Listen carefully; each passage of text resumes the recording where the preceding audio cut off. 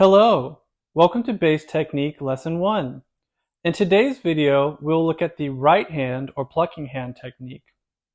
The first aspect of the plucking hand technique I want to look at is thumb placement, where we place our thumb while we play.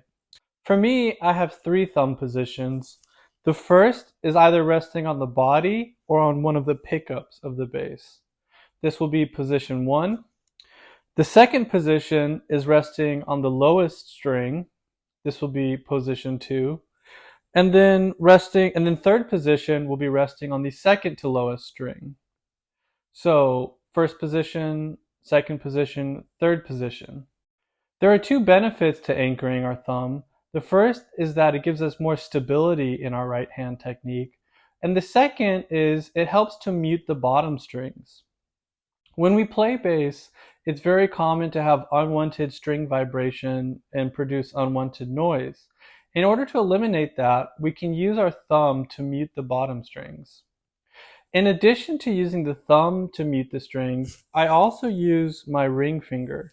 So if I turn my body so you can see, as I ascend the strings, my ring finger will come down and mute the string above where my thumb is resting. So if I were to ascend the strings,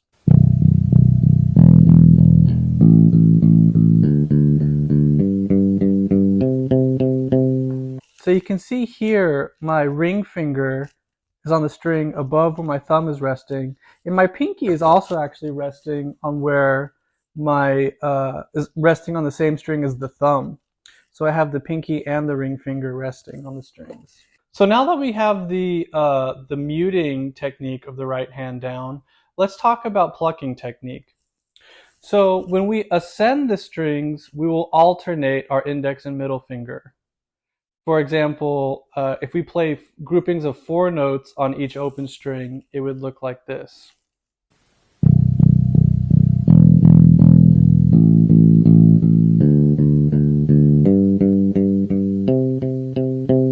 So you can see as I'm ascending the strings, I'm consistently alternating 1, 2, 1, 2, 1, 2, 1, 2.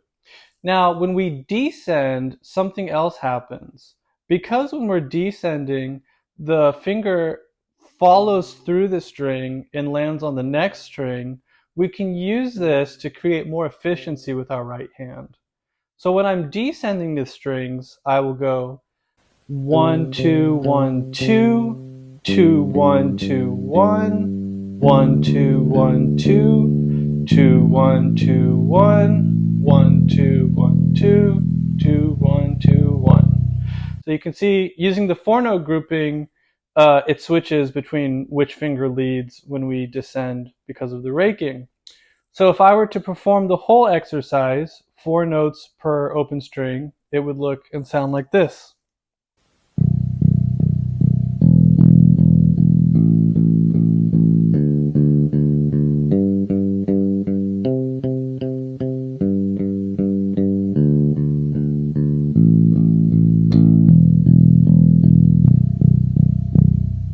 So we have a very clean sound, no unwanted string noise, and a nice ergonomic motion in our right hand. Let's perform the exercise now using groupings of 3 notes per string. This will switch up the alternating and raking pattern in our right hand. That exercise will look like this.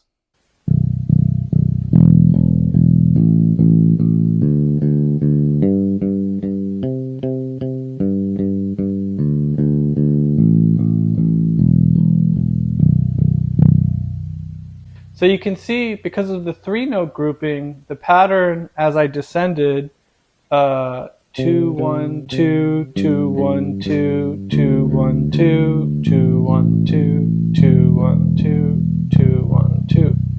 So it has that follow-through motion. Now let's do 2 notes per string.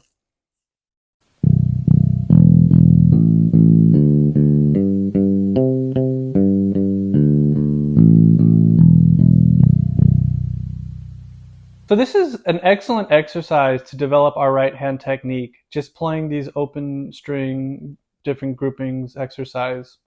Let's finish it off with 1 note per string.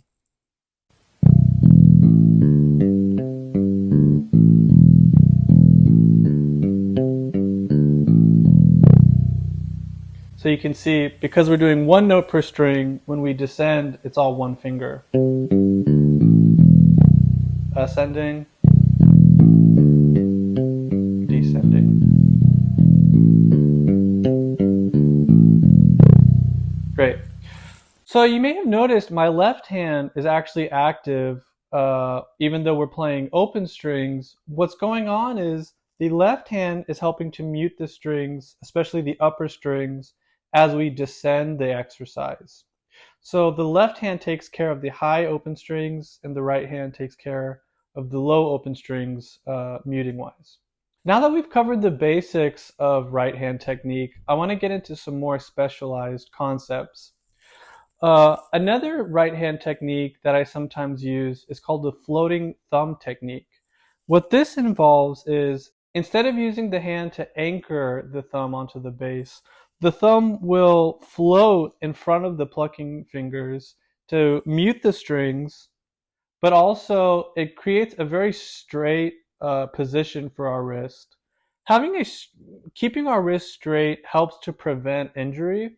If we're playing really fast and really hard, and you really angle your wrist, this puts a lot of tension and strain on your wrist, which can result in problems with with hand health and things like this. So practicing keeping your wrist straight is actually a good idea to keep your hands healthy, and the floating thumb technique provides for this very well. The musical situation I like to use the floating thumb technique is when I have to play fast and hard. And I don't use it for everything, because the drawback of the floating thumb technique is it makes string jumping difficult. So for example, if I were going to play octaves, but I wanted to use the floating thumb technique, I would have to shift my thumb every note.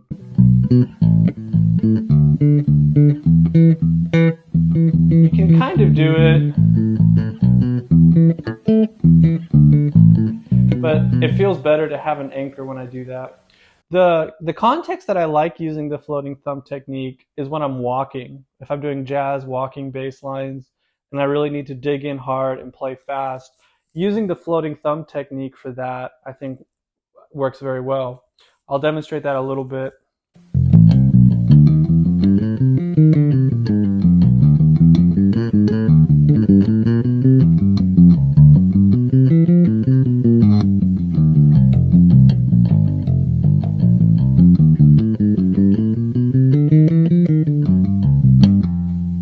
So it's just that's just a preference of mine, because if I have to play fast and hard, being able to keep my wrist straight and take the tension off of it, I find to be beneficial. The last right hand technique I want to discuss is palm muting. Palm muting, the way palm muting works is you use the side of your hand, the kind of the fleshy side of your palm, and you rest it somewhere between the bridge and the back pickup, somewhere around that space. And what you do is, while resting your hand on the strings, the side of your hand on the strings, this helps to produce a more muted sound. And you use your thumb, thumb, index, and possibly middle finger to pluck the notes while the side of the palm is resting on the strings. So what that looks like is,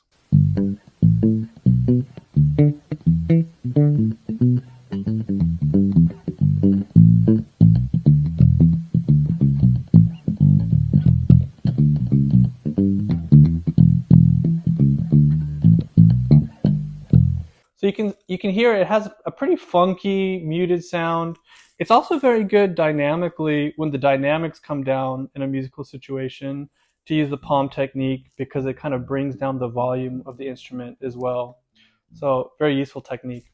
So that concludes bass technique lesson 1, right hand or plucking hand technique. In the next video, we'll look at the left hand or fretting hand technique, and we'll go into the different positions and exercises to develop that. If you have any questions, please let me know in the comments, and I'll see you in the next one. Happy practicing.